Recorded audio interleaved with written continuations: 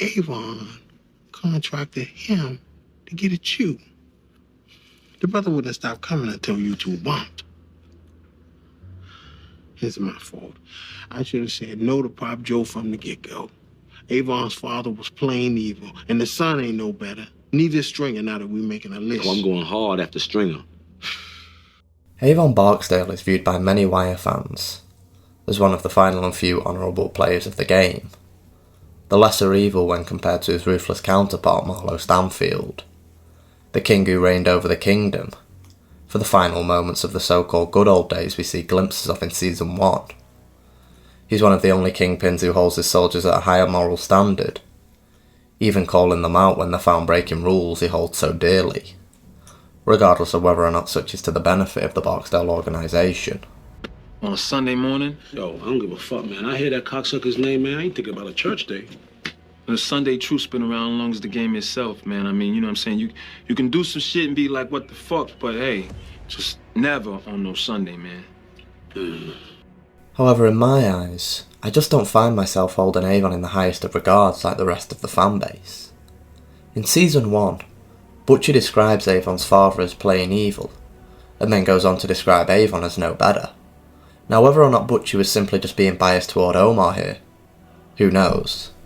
But regardless, I still believe there to be some truth in what he's saying, as Butcher would have grown up alongside or around Avon's father, in a time which was seemingly nowhere near as cool as it is today. So for him to stand out to a man like Butcher, somebody who we know did his best to deal in the shadows, is quite concerning. And if you take into consideration the fact that the only other character recognised by others as being playing evil is Marlo Stanfield, you really begin to question a lot of what you thought you knew. Was the game actually better and more respectable back in the day? Or does a character like Marlo simply lack the charm and charisma of an Avon Barksdale, therefore forcing us as an audience to actually acknowledge his horrible deeds, simply because he isn't able to hide behind such, with witty dialogue and a likeable personality? Or was Avon's father really just that bad? That's him right there.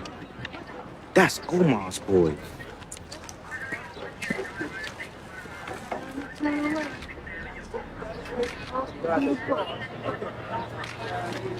Many Wire fans view Avon as a man with a code, and in the sick and twisted world he lives in, an honourable man at that. All his actions were justified within his code, therefore he isn't even comparable to a man like Marlo, somebody who kills with little to no reason or remorse.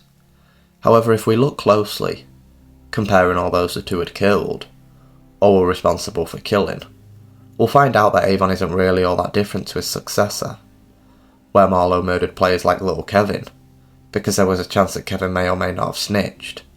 Avon murdered a taxpayer in Nikisha Lyles, simply because there was a chance of her becoming a concern for the crew, despite already going back on her testimony in Avon's favour. Where Marlo murdered a security guard for talking back, Avon poisoned a near half-dozen prisoners, and framed it on a CO that was getting his revenge on Weebay, as the gangster had bullied him when he was a child. And finally, where Marlo murdered an innocent lady, in the hopes of framing Omar, Avon tortured his boyfriend, and left his flayed corpse on display in the projects, for all to see. Granted, the torture of Brandon was justified when put into context, as Avon wanted to get a location on Omar, and Brandon not giving him up was more than likely a decision Avon respected. However, what he did with Brandon's corpse after was not. He subjected people who had nothing to do with that world to a horror that they may never be able to unsee, or because Avon wanted to send a message to an individual who he knows wouldn't have even been there to see it. I'm not saying that Avon's as cold-blooded or psychotic as Marlo, but he definitely isn't the honourable man you all make him out to be. But, you know, man, D was just fucking weak. I tried to crimp him along since he was a shorty. Nigga, you see me, I tried to bring him up, man, bring him along. Yeah, you was good to him. You was real good to him. I was. In Avon's mind, he was more than likely under the impression that his duty from birth was to play the game to the best of his ability. His older brother was a player, his father was a player, and his father before him. So Avon seemingly didn't have many options when it came to what he wanted to be when he grew up. He was raised by gangsters with expectations, and in the world he lives in, you either live up to such, or you're cast aside by all those you thought loved you.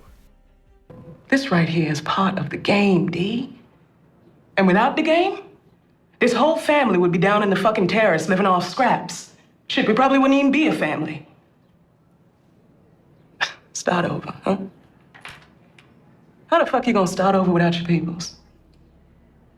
Avon showed a lot of patience when it came to D'Angelo, as in his mind he and Dee were in the same boat, both born to be players of the game, and with Avon being the elder, it was his job like it was his father's, to raise Dee and train him to be the best player he could be. However, unlike everybody else, Avon was one of the few characters who could actually accept Dee for wanting to be something other than a player, as he tells Stringer in Season 2. That boy gotta find his own way. Which is a reaction unlike any other Dee had received, as even his own mother Brianna shuts him out when Dee proposes living a life outside of the game. And I believe the reason for this is that D'Angelo's story is somewhat an extension or add-on of Avon Barksdale's. Let me explain. D'Angelo grew up without a father, and I believe Avon too, at some point grew up without his.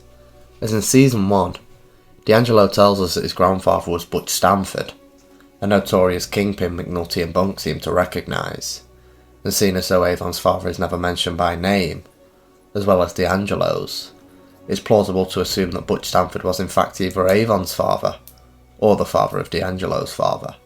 Regardless, we're told in Season 1 that Avon and Stringer had to win a war in order to seize control of the Franklin Terrace, which if Avon had any sort of relationship with Butch Stanford, assuming him to be his father, wouldn't have been the case, as you would imagine that the operation would have simply been handed over to the heir. Couple that with the fact that he doesn't share his supposed father's last name, it would be safe to assume that their relationship turned sour at some point in time. But why? Was Butch Stanford really just that evil? A man who would cast his own children aside for reasons we'll never know? Did Avon perhaps want what Dee wanted? A life outside of the game, and his father rejected him like Brianna rejected Dee for it? Or was he perhaps manipulated by his sister, now single mum, into feeling like it was his responsibility to make money for the family, so that his future nephew wouldn't have to grow up on scraps? This whole family would be down in the fucking terrace living off scraps.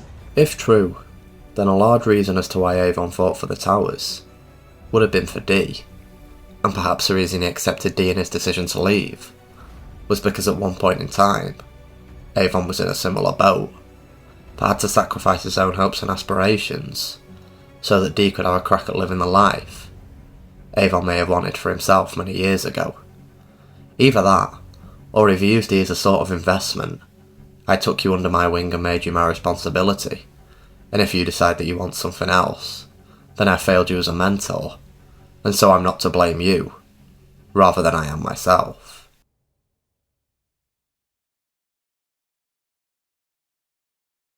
I just want to make a quick disclaimer before I end this video, as everything I'm saying here isn't fact, but rather just speculation. One could quite easily argue that Avon and Brianna came from one of Butch's side situations, and so Avon took his mother's last name, as Butch didn't want his true wife or girlfriend, knowing that he were having kids with other women. However, once more, this is all just speculation, as this is what you have to do when analysing a show firmly rooted in the present.